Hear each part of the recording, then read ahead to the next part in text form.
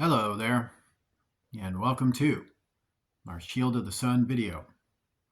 Now in this video, we're going to study more about facets of the future for which is prophesied in the Bible, according to what the Bible teaches, to give you knowledge, to give you empowerment in your relationship with Jesus Christ in your own personal time. So let's look in Matthew chapter 24 in verse 24 is where we will start. So, for there shall arise false Christ and false prophets, and shall show great signs and wonders. So first we have to understand that what this is prophesying about isn't human. As in to say, you got people who dress up like Jesus and tell you they're Jesus, or they're, they got some doctrine and they came up with something and they tell you it's from God, or it's something, it could be anything. Humans can be quite creative, but it has nothing to do with humans. It has everything to do with fallen angels and demons. So notice the words for there shall arise. That's to say, come out of nowhere. And when they come out of nowhere, they're going to present false Christ, false Christianity or false prophets. They'll have spiritual gifts and shall show great signs and wonders, insomuch that if it were possible, they shall deceive the very elect. So what you have are entities. You have entities either doing it themselves or entities choosing people to do it for them. And they're going to come and do signs and wonders. That's to say, they're going to open parallel dimensional doors and summon spirits and get those spirits to dance, play, and put on a show for you. Or they're going to do wonders, maybe a miracle. Maybe they might make bread grow out of their hand. Maybe they might make rocks fall out of the sky, or to just do things that look Christ-like. Like, hey, I can walk on water too. I can, levitate, or I can do this, or that. And not explain to you how they're doing that. Like, well, how are you doing that? What was the parameters that happened in your life before you were able to do these things? They're not going to tell you the truth of that, what they did, which was probably a lot of criminal acts in order for them to induce this power in their lives. This isn't what they're going to tell you. They're going to tell you Jesus gave me this power, or whatever leading religion is in that region. If it's Islam, they're going to say Muhammad gave me this power.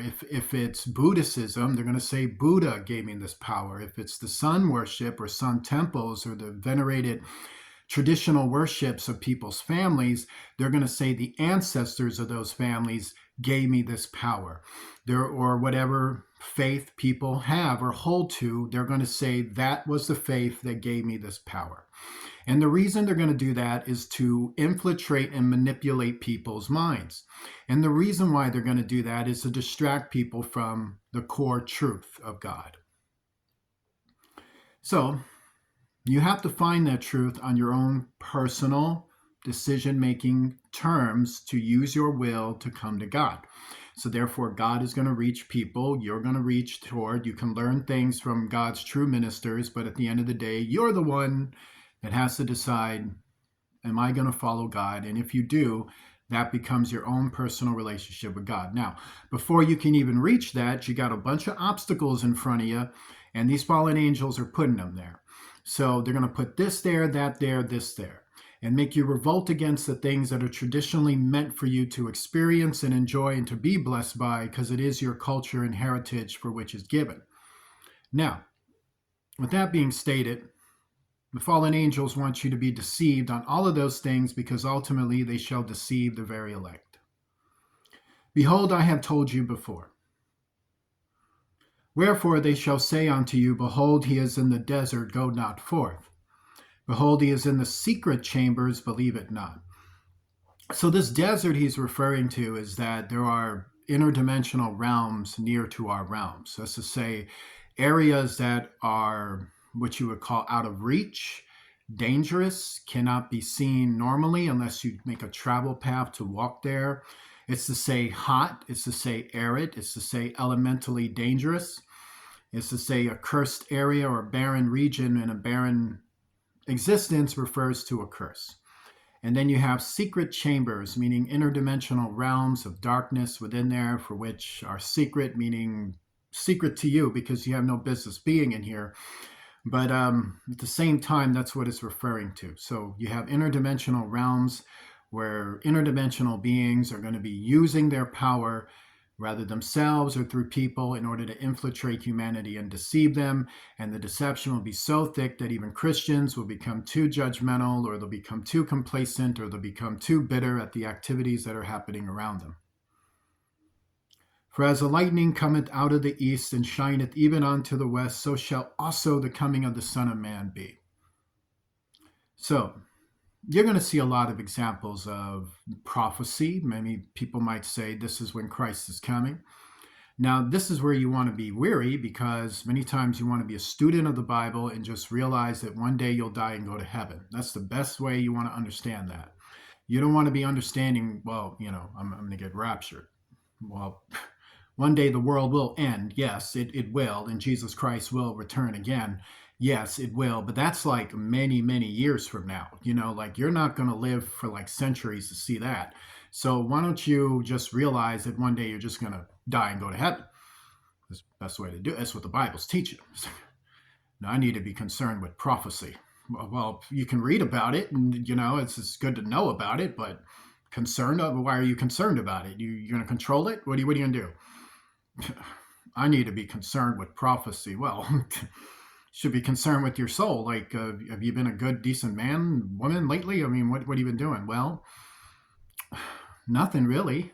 What about you, sir? Well, not much. Well, you guys concerned with that? No, we're concerned with prophecy. I'm okay. So this is the thing about it. So when people are concerned with that, the Bible is teaching you not to be concerned with that. It's teaching you, no, you need to be concerned with your eternal soul, with God, which is to say, improving and operating within the change, because you already have salvation. You can't earn it. You're just sitting back and realizing salvation by the change that's happening within you already.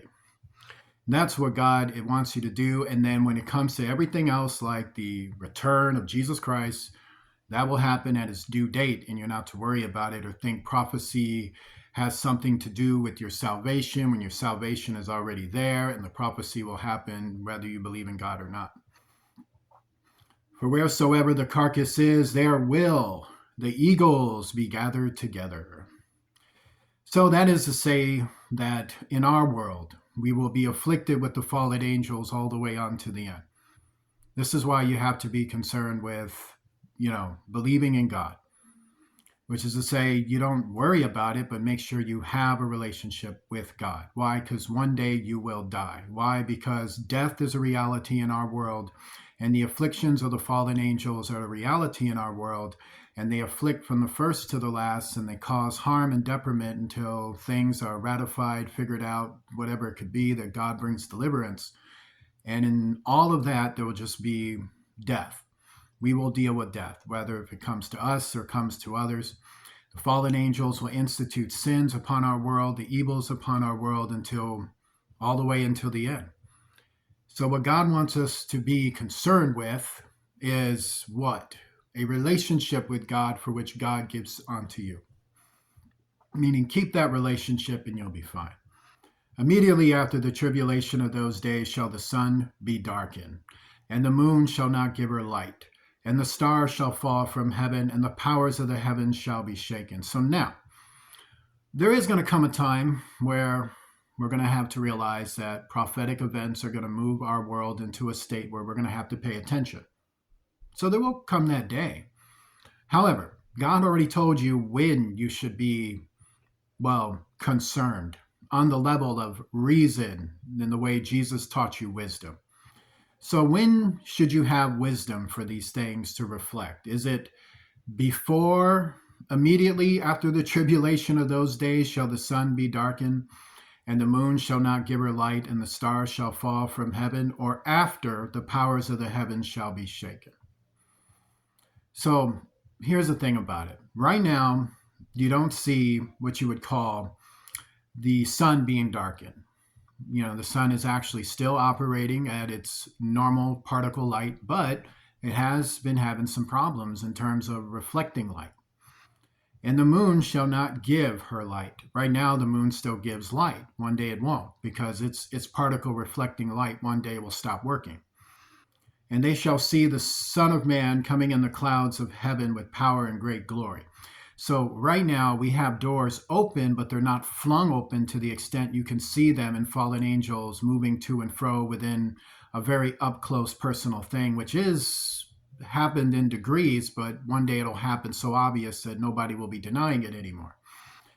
And right now, the sun and moon is at its normal operating parameters with signs indicating to us that some things could be going down with it in the future. So until then, right now, what should you be concerned with? Well, just be concerned with reading the Bible and increasing your knowledge and wisdom, which then adds to your relationship and you'll be fine. That's it. Burden is light, you know. At the same time, while you're doing that, one day, you know, when the tribulations of our era, you know, have reached a culmination of another part of prophecy, is when the sun starts acting weird. You know, the sun gets darkened. You're like, you know, I don't feel so warm anymore. Or, you know, this is way too hot. Like, I remember summer not being this hot or winter not being this cold. This is like every day. You know, like you get those days? Well, those days have been like every day. Like, and then the moon, like, you know, I remember when I used to see moonlight, well, it's just dark all the time. It's like, the whole world just became Alaska for 28 days. Like, how did that just happen? And then shall you see the sign of the Son of Man, meaning then you start seeing things happening in the atmosphere, the clouds, the winds are changing, re-regulating, the cosmos have different colors of light. The sun ain't like what it used to be, the moon ain't like what it's used to be, because there's things going on. And then shall appear the sign of the Son of Man in heaven, and then shall all the tribes of the earth mourn, and they shall see the Son of Man coming in the clouds of heaven with power and great glory. So first you go through these stages of interdimensional doors swinging open, and all of these doors swinging open are shaking out all of these horrific events that are taking place. And as all of those events are taking place, changing, reshaping our world, as prophecies are being fulfilled in the future, our world enters the era of the Antichrist, where all of those dimensional grids are open and it culminates, where all of those signs that were shown to warn humanity have now culminated into the fulfillment of prophecy. And as the fulfillment of prophecy comes and the Antichrist's kingdom is here, this is when we come to realize the prophecy of the two witnesses and many things of the sort, of remote battles and the war over the souls of the human race. And thus, as that has become, obvious, like front page news, then those signs become more and more pointing to the end. So what you have is an entire world in the future bracing itself for the end. Everything about the future world, from the cosmos to the sky to the grass to the people to their lingo to their language to their feeling to their world that they can visibly see, all tells them the world is coming to an end. Like, it ain't a movie, it ain't a feeling, it ain't a poem, it ain't a song, it's reality. The world is coming to an end. And this is where you're at with it. And you can either believe that God is man or God is God. So with that being stated, I'd like for you to join me in Mark. And when you do, we'll read more. This is Mark in chapter 13, verse 24. We'll start. But in those days after that tribulation, the sun shall be darkened and the moon shall not give her light. So it's going to give more details of what I'm talking about to confirm what I'm saying. And the stars of heaven shall fall, and the powers that are in heaven shall be shaken. So remember, angels of God don't fall. You know, they're solid. They believe in God. They're good. But these fallen angels do. And the powers that are in heaven shall be shaken. That's to say space. That's to say the fallen angels and the principality thrones that are either in other planets or other moons or in other interdimensional spheres of space. And so behind those colorful lights, if you will, people are going to be fallen angels. I guess they're people. They once were. They're going to be fallen. They're going to be like fallen. And then shall they see the Son of Man coming in the clouds with great power and glory. So first you got the world being taken over by the fallen angels, and then you got God coming to just eradicate the world because of his worst enemies are all out there to be taken and destroyed. And then that'll happen. Until that happens, these fallen angels will be messing with us, ruining our planet, ruining our stabilization, and making wars on us and afflictions on us and putting us through more things where mankind resists, stands up. We come against them through faith, power, and the resources supplied in the era of the world, and our knowledge increased, for which are the things and the measures we can do. And then we start solidifying humanity and making sure that we become independent of the Antichrist, where the Antichrist is doing everything he can to make a deal. Like, hey, join me. I don't want to kill you. Yeah, I'm sure you don't. That's why those weapons and plasma arrays and forecasting devices are over my head every day, because you don't want to kill me. I guess you want to hug me with all that stuff. Here's a blast for you. And we'll be in resistance toward him. And then shall he send his angels, and shall gather together his elect from the four winds, from the uttermost part of the earth to the uttermost part of heaven. So this is when God comes on that final day. So once again, there'll be so many doctrines that tell you, here's Jesus here. Now, just don't believe in prophetic doctrines of that sort, because God didn't put a date or time on when he returns. He just says, this is the final day. This day I return, and everybody who's left on earth is coming home, and everybody who's already in heaven will be right behind me, and we're totally going to just stomp this place and stomp the universe and stomp all of this, and then reconfigure, recreate new earth, new heavens, and that's the end of that story, to begin a whole new story of creation and paradisical wonder on a scale where no evil ever again infiltrates our societies as a people, created by God. Join me in a prayer. Lord Jesus Christ, I pray, Lord, to cast down every evil, every villainy, and every sort of all manner of deception, confusion, and evilness within ourselves, actually, so that we become the men and women that you called us to be. In Jesus Christ's name, from the first to the last, protect our authorities, our intelligence departments, our military, and every single sort that brings stability, from economic fields to people and communities, to dad, mom, sons, daughters, and children all across the earth. In Jesus Christ's name, amen. Like to donate to Shield of the Sun, please do so, donating with Cash App to $ Shield of the Sun, spelled in small case letters close together. God bless you, and I will see you soon.